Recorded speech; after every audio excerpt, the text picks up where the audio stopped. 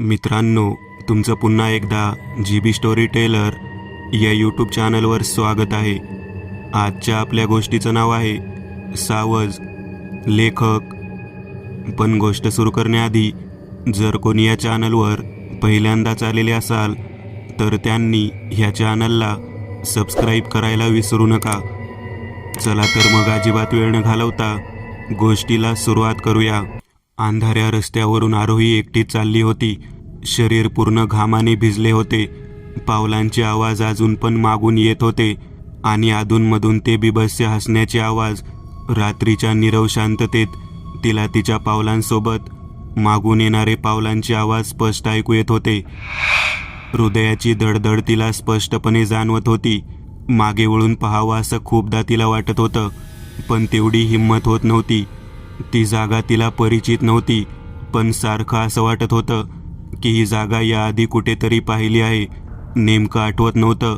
ती खूप खोलवर विचार करत होती, पण तिला फक्त एवढंच माहिती होतं की या रस्त्याने पुढं जायचं आहे. आता आरोहीच्या पावलांनी वेग घेतला होता. हळूहळू पाठीमागून येणाऱ्या पावलांचा आवाज संत होऊ लागला. समोर एक भलं मोठं पिंपळाचं झाड तिला आता दिसू लागले होते. रात्रीच्या अंधारात त्या झाडाचा आकार अजस्त्र दिसत होता. कोणाच्याही काळजाचा थरकाप उडवायला तो आकार पुरेसा होता. पण काय माहीत का, पण आरोहीला त्या झाडाचा खूप आधार वाटत होता. हळूहळू त्या झाडाचा आकार मोठा होत होता. म्हणजेच ते झाड आता जवळ येत होते. आरोहीने आता आणखी वेग पकडला होता. झाड आता अगदी समोर होते. जसं आरोहीने ते झाड ओलांडले तसे गगनभेदी गर्जना व्हावी असा कर्णकर्कश आवाज घुमला. आज पुन्हा वाचलीस, पण लवकरच तुझे दिवस भरणार आहेत. तेव्हा कशी वाचशील बघू. तो आवाज इतका भयानक होता की आरोही दचकून झोपेतून उठून बसली. कपाळावर घामाच्या धारा लागल्या होत्या. घसा पूर्ण सुकून गेला होता. तिला भानावर यायला बराच वेळ लागला. जे आता घडलं ते खरंच स्वप्न होतं की अजून काही, हेच तिला समजत नव्हतं. डोकं काम करायचं बंद पडलं होतं. काही वेळाने पूर्णपणे शांत झाल्यावर तिला जाणीव झाली की ती कुठल्याही रस्त्यावर नसून घरी स्वतःच्या बेडवर होती. पण मनात तिच्या घालमेल सुरूच होती, कारण या आठवड्यात चौथ्यांदा हेच स्वप्न तिला पडले होते आणि प्रत्येक वेळेस हाच आवाज यायचा. पण आज एक धमकी तिला मिळाली होती. दिवस भरणार आहेत. म्हणजे नेमका अर्थ तिला काही केला लागत नव्हता. डोकं आता जड झालं होतं. विचार करून करून, बराच वेळ विचार करून, खूप तर्क लढवून शेवटी तिने झोपायचा निर्णय घेतला. बाजूला असलेल्या टेबलवर असणाऱ्या तांब्यातील पाणी तिने घटाघटा प्यायली. आता तिला थोडं बरं वाटू लागलं होतं. तशीच ती बेडवर आडवी झाली. नुकत्याच पण हल्ली सारखं पडणाऱ्या स्वप्नाबद्दल विचार करता करता पहाटे कधीतरी तिचा डोळा लागला. सकाळी जरा उशिराच आरोहीला जाग आली. कालचं स्वप्न अजून पण डोक्यात घुमत होतं. तिने उठून फ्रेश होऊन कॉफी घेतली आणि कॉफी पिता पिता ऑफिसला कॉल करून सुट्टी टाकली. कॉफी घेऊन झाल्यावर तिने लगोलग गुगलवर काहीतरी सर्च केलं. बराच वेळ शोधल्यावर तिला हवी असलेली गोष्ट सापडली. पॅरा एक्सपर्ट आणि मनोविकार तज्ज्ञ डॉक्टर शिवम मोरे. तिने जरासा विचार केला, पण मनात असलेल्या भीतीमुळे तिला वाटत होतं की आपल्या जीवाचं काहीतरी बरं वाईट होऊ शकतं. म्हणून तिने लगेच अपॉइंटमेंट फिक्स केली. सुदैवाने तिला आज दुपारीच अपॉइंटमेंट मिळाली. तिने लगेच आवरून डॉक्टर शिवम यांच्या क्लिनिककडे रवाना झाली. आरोही देसाई एक खूप हुशार, सेल्फ कॉन्फिडेंट आणि पूर्णपणे स्वतंत्र आयुष्य जगणारी एक 28 वर्षाची तरुणी. आई वडील लहानपणीच गेल्यामुळे बालपण एका अनाथ आश्रमातच गेलं. शिकायची भूक असल्यामुळे तिने शिकून एका खूप मोठ्या कंपनीमध्ये मोठ्या हुद्द्यावर नोकरी मिळवली. थोड्याच दिवसात तिने स्वतःचा एक फ्लॅटसुद्धा खरेदी केला. एकंदरीत तिचे सगळे व्यवस्थित चालू होते. नोकरीचे पण जास्त असे काही टेन्शन किंवा ताण नव्हता. पण गेल्या 15 दिवसात ती जरा जास्तच तणावाखाली होती आणि याला कारण म्हणजे वारंवार पडणारे ते स्वप्न. 15 दिवसांपूर्वी तिला ते स्वप्न पहिल्यांदा पडले होते. त्यावेळेस तिला काही वाटले नाही, कारण अशी खूप स्वप्ने माणसाला कधी ना कधी पडतच असतात, म्हणून तिने दुर्लक्ष केले. पण या आठवड्यात तिला हे स्वप्न चौथ्यांदा पडले होते. सगळं काही सेम, जसं पहिल्या वेळेला पडलं होतं अगदी तसंच. तीच जागा, तोच पाठलाग, तेच झाड आणि शेवटी तीच गगनभेदी गर्जना. हे कमी होतं म्हणून काल रात्री पडलेल्या स्वप्नामध्ये तिला एक सूचना वजा धमकी मिळाली होती. अर्ध्या तासात आरोही डॉक्टर शिवम यांच्या क्लिनिकला पोहोचली. क्लिनिक खूप टापटीप होते. रिसेप्शनला आरोहीने तिचे नाव सांगितले आणि अपॉइंटमेंटबद्दल सांगितले. तिथे रिसेप्शनला असणाऱ्या मुलगीने लगेच केबिनमध्ये डॉक्टर शिवमना कॉल करून आरोही देसाई आल्याचे सांगितले आणि हा हो वगैरे करून फोन ठेवून दिला. आरोहीला थोडा वेळ बसण्यासाठी सांगून ती मुलगी तिच्या कामात गुंग झाली. आरोही शांतपणे तिथल्या सोफ्यावर जाऊन बसली. क्लिनिकला तशी फार गर्दी नव्हती, कारण डॉक्टर शिवम यांच्याकडे येणारे पेशंट हे अपॉइंटमेंट घेऊनच यायचे. OPD वगैरे सुविधा त्यांनी मुद्दामहून ठेवली नव्हती, कारण डॉक्टर शिवम यांचा व्यवसाय असा होता की एका पेशंटसाठी त्यांचा किमान अर्धा पाऊण तास तरी खर्ची पडायचा. म्हणूनच डॉक्टर शिवम दिवसभरात जास्तीत जास्त 6 ते 7 अपॉइंटमेंट देत होते. थोड्याच वेळात केबिनमधून एक पेशंट बाहेर पडला आणि रिसेप्शनला असणाऱ्या मुलगीने आरोहीला आत जाण्यासाठी सांगितले.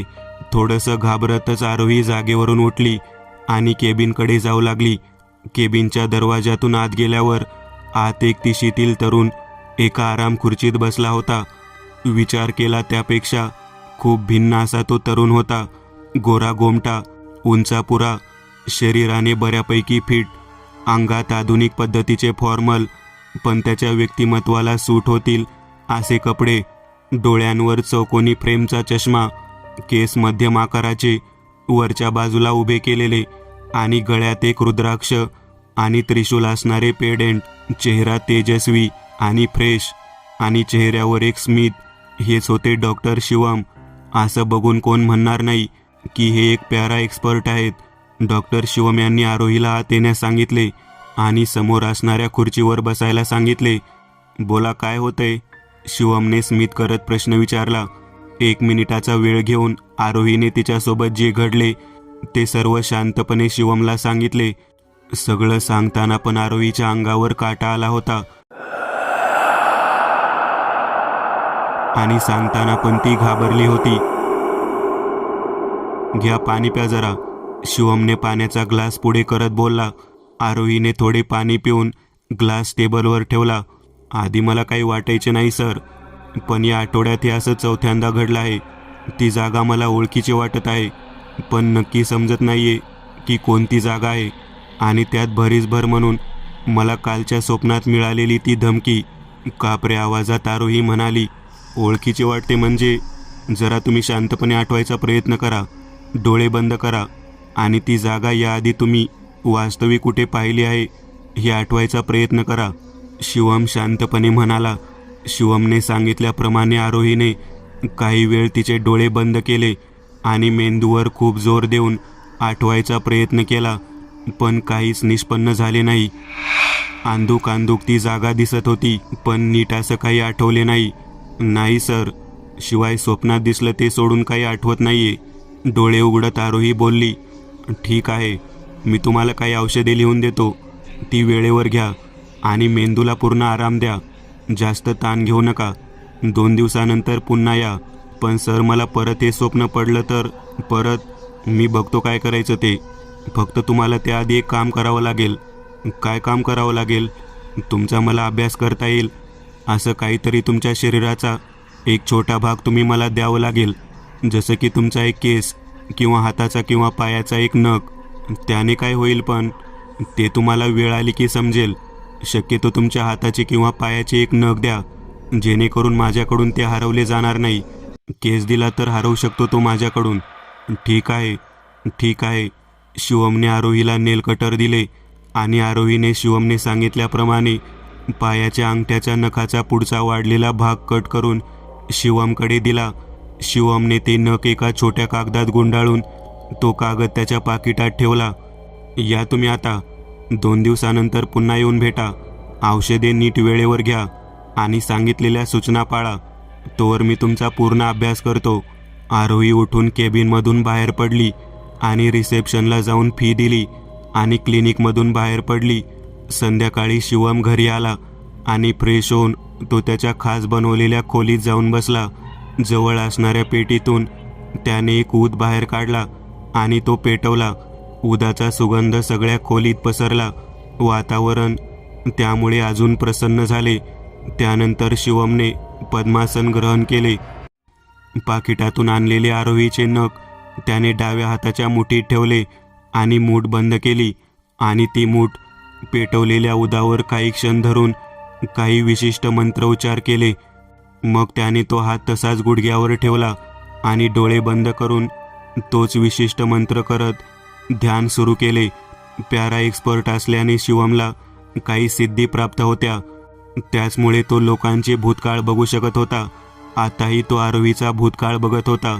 साधारणपणे 1 तासानंतर त्याने डोळे उघडले. त्याला आरोहीचा पूर्ण भूतकाळ माहीत झाला होता. त्याने लगेच त्या खोलीतून बाहेर पडून त्याचा लॅपटॉप सुरू केला आणि आजच्या अपॉइंटमेंट लिस्टमध्ये आरोहीचे नाव बघून अपॉइंटमेंट घेणाऱ्या व्यक्तीचे म्हणजे आरोहीचे डिटेल्स चेक केले.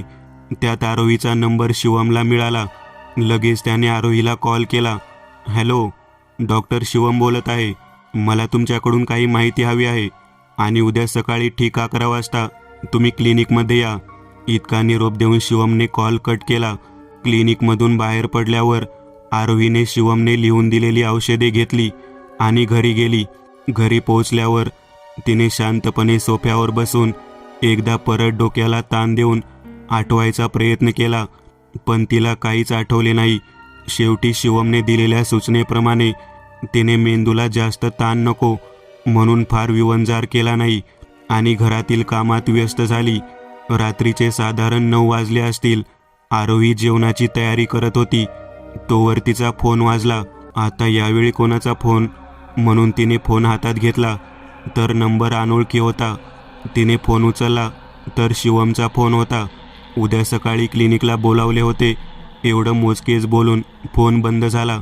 सकाळी सांगितले की 2 दिवसानंतर या आणि आता अचानक उद्या सकाळी बोलावले. त्यामुळे आरोहीला जरा काळजी वाटू लागली. खूप उलटसुलट विचार मनात येऊ लागले. शेवटी जे असेल तर उद्या समजेल अशी समजूत घालून तिने जेवण करून औषधे घेतली आणि झोपायला गेली. आज कित्येक दिवसांनी आरोहीला शांत झोप लागली होती. सकाळी लवकर उठून आरोहीने सगळं आवरून घेतले आणि क्लिनिकला जायला निघाली. 11च्या आधीच ती क्लिनिकला पोहोचली होती. ती तिथे पोहोचल्यावर कालच्या सारखेच रिसेप्शनला असणाऱ्या मुलगीने केबिनमध्ये फोन करून आरोही आल्याचे सांगितले आणि जुजबी बोलून फोन ठेवला आणि आरोहीला आत जायला सांगितले. आरोही जड पावलांनीच केबिनमध्ये गेली. केबिनमध्ये शिवम तिचीच वाट बघत होते. शिवमने आरोहीला बसण्यासाठी सांगितले. आरोहीच्या मनात घालमेल सुरूच होती. सो आरोही, आता मी तुम्हाला काही प्रश्न विचारणार आहे. जरा डोक्याला ताण द्या आणि नीट आठवून मला उत्तरे द्या. गडबड करू नका. शांतपणे आठवा आणि सांगा. हो सर.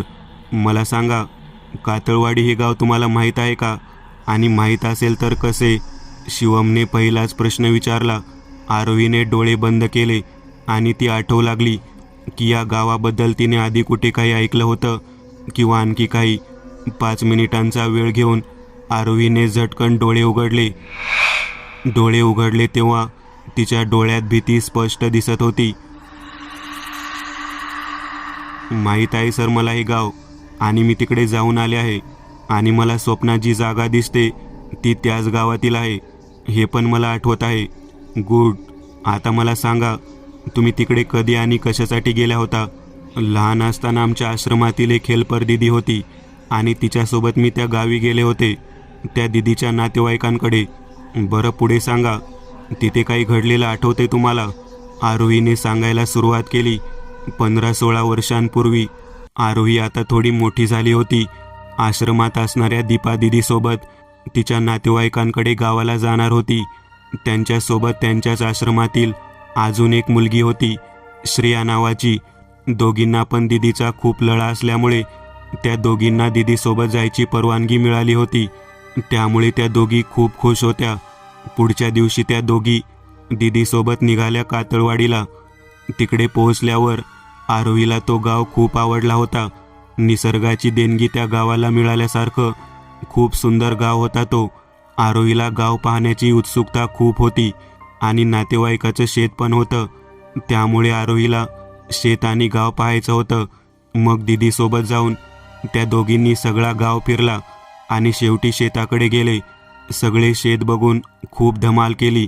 शेतातून बाहेर पडल्यावर काही अंतरावरच एका दगडाला आरोहीचा पाय धडकला आणि ठेच लागून पायातून रक्त वाहू लागले. काही अंशी रक्त त्या दगडाला पण लागले. दीदीने लगेच ओढणीचा एक तुकडा फाडून तिच्या पायाला ठेच लागलेली ती जागा बांधली.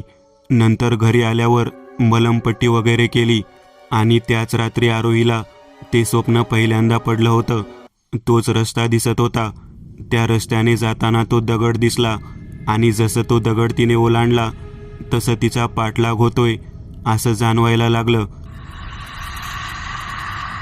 बाकी सगळं स्वप्न जशाच्या तसं दिसत होतं आणि ते आंब्याचं झाड पण दिसलं जे तिने आज पाहिलं होतं. आणि शेवटी तेच वाक्य, आज वाचलीस, पुन्हा नाही वाचणार. आरोहीने सगळं सांगितल्यावर शिवम शांत बसले. थोडा विचार करून ते म्हणाले, आपल्या हातात 2 दिवस आहेत फक्त, आणि 2 दिवसात काय तो निकाल लावणं गरजेचं आहे. म्हणजे कसला निकाल? आणि 2 दिवसानंतर काय होईल समजेल ते तुला. नंतर सांगेन मी सविस्तर. पण सध्या तरी तू एक काम कर, संध्याकाळी माझ्या घरी ये. तिथे मी तुला एक धागा बांधेन. तो काही झालं तरी परवापर्यंत हातातून काढू नको. बाकी मी सांगेन तुला परवा सकाळी काय ते. हा माझा पत्ता आहे. संध्याकाळी तुझ्या वेळेनुसार कॉल करून ये. एक कागद आरोहीकडे देत शिवम म्हणाले. आरोहीने तो कागद घेऊन तिच्या बॅगेत ठेवला. जा आता घरी तू. आरोही क्लिनिकमधून बाहेर पडली. संध्याकाळी ती शिवमने दिलेल्या पत्त्यावर पोहोचली. शिवमने तिला आत येऊन बसण्यासाठी सांगितले आणि तिला पाणी देऊन तो त्याच्या खास खोलीत गेला. काही वेळाने तो हातात एक धागा घेऊन बाहेर आला आणि विशिष्ट मंत्र म्हणत त्याने तो धागा आरोहीच्या हातावर बांधला. आता नीट लक्षात ठेव, काही झालं तरी हा धागा काढून ठेवू नको. जोवर मी सांगत नाही तोवर. जा आता घरी. आरोहीने एक वेळ त्या धाग्याकडे बघितले आणि ती उठून निघून गेली. 2 दिवसानंतर शिवमने तिला कॉल करून संध्याकाळी 10 वाजायच्या आत घरी यायला सांगितले. रात्री 10 वाजायच्या काही वेळ आधीच आरोही शिवमच्या घरी पोहोचली. शिवमने तिला घरात येऊन बसण्यास सांगितले. हे बघ आरोही, तुझ्यावर खूप मोठे संकट ओढवले आहे. अनावधानाने झालं आहे सगळं, पण याची विल्हेवाट लावावीच लागेल, नाहीतर हे तुझ्या जीवावर बेतणार आहे. म्हणजे नेमकं काय झालंय सर? आरोही आता खूप घाबरली होती. हे सांगत बसण्या इतपत वेळ नाहीये आपल्याकडे. फक्त मी जे सांगतो ते नीट ऐक. आता काही वेळानंतर आपण माझ्या खोली जायचं आहे. तिथे एक विधी करावा लागणार आहे आपल्याला. तुझ्यावर एका पिशाच्याची सावली आहे आणि ते तुझ्या मागे इथवर आलं आहे. त्याला कैद करणं माझ्याकडून तर नाही होणार, पण ही सावली तुझ्यावरून कायमची घालवणं हे मी करू शकतो. आता मी एक कणकेचा पुतळा बनवणार आहे ज्यामध्ये तुझ्या शरीराचा अंश टाकायचा आहे.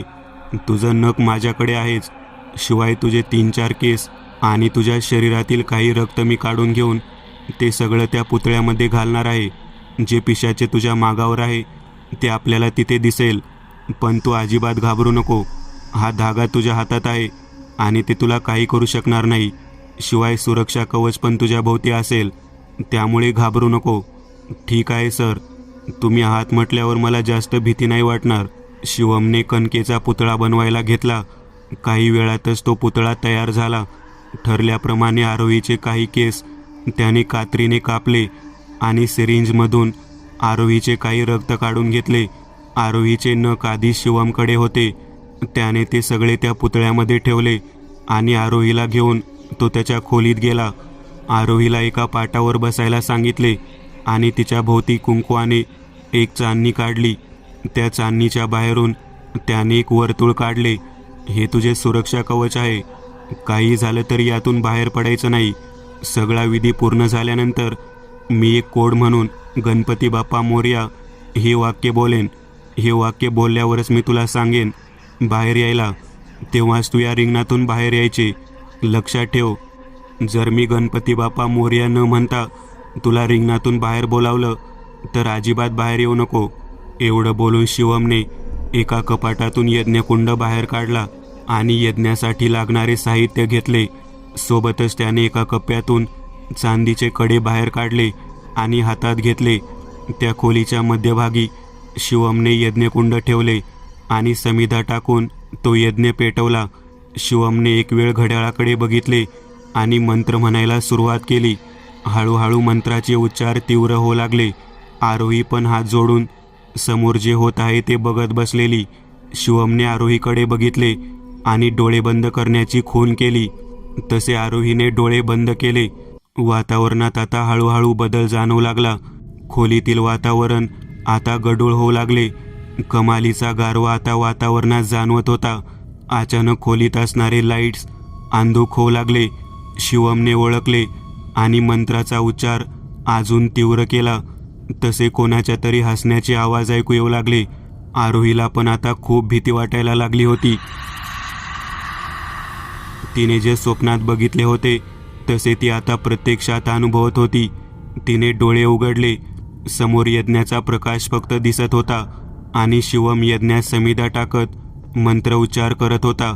आधीच कमालीचा गारवा आणि त्यात अशा भीतीदायक वातावरणाने आरोहीच्या अंगावर काटा आला.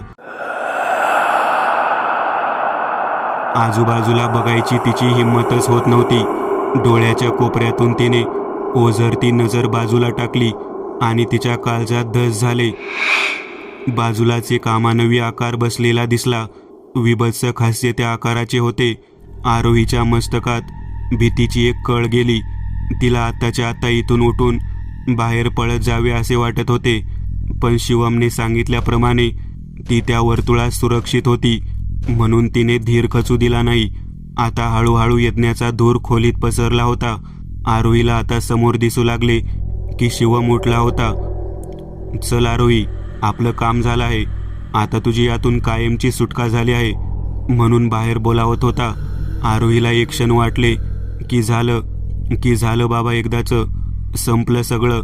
पण तितक्यात तिला आठवले की शिवमने तर कोड ठरवलेला, तो कोड म्हटलेलोच नाही.